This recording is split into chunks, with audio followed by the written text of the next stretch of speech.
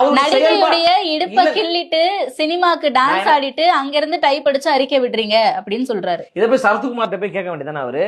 அவங்க கூட்டணியில் இருக்கின்ற பவன் கல்யாண் அவரிடம் கேட்க முடியுமா? இப்ப கேட்க சொல்லுங்க. நீங்க எப்படி சினிமால எப்படி எந்த நடிகையினுடைய இடுப்பை கிள்ளிட்டு வந்தீங்கன்னு பவன் கல்யாண்கிட்ட போய் கேட்க சொல்லுங்க.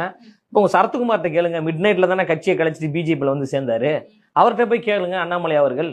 அதாவது சினிமாவுக்கும் அரசியலுக்குமே வித்தியாசம் தெரியாத ஒரு தற்கூறியா அண்ணாமலை அவர்கள் இருக்கிறாங்க.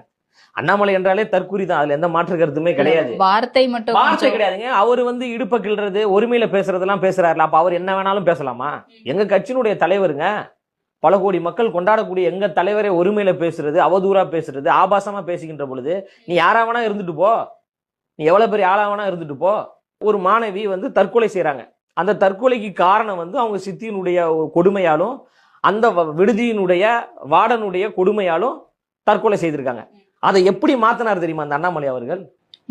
மதத்தை மதம் மாற சொன்னாங்க, அதனால தற்கொலை செய்கிறேன் அப்படின்னு சொல்லி மிகப்பெரிய ஒரு மத கலவரத்தை தமிழ்நாடு முழுவதும் ஏற்படுத்தக்கூடிய ஒரு சூழலை அண்ணாமலை உருவாக்குனார். இந்த அளவுக்கு மதத்தை வைத்து அரசியல் செய்யக்கூடிய ஒரு கீழ்த்தரமான அயோக்கியத்தனமான ஒரு நபர் தான் இந்த அண்ணாமலை அவர்கள். நீங்க வந்து எங்க கட்சிக்கு எதிராக எங்க தலைவருக்கு எதிராக பேசுவதற்கு துளி அளவு கூட உங்களுக்கு எந்த அருகதையுமே கிடையாது, எந்த உரிமையுமே கிடையாது. உங்ககிட்ட ஒழுக்கம் இருக்கா?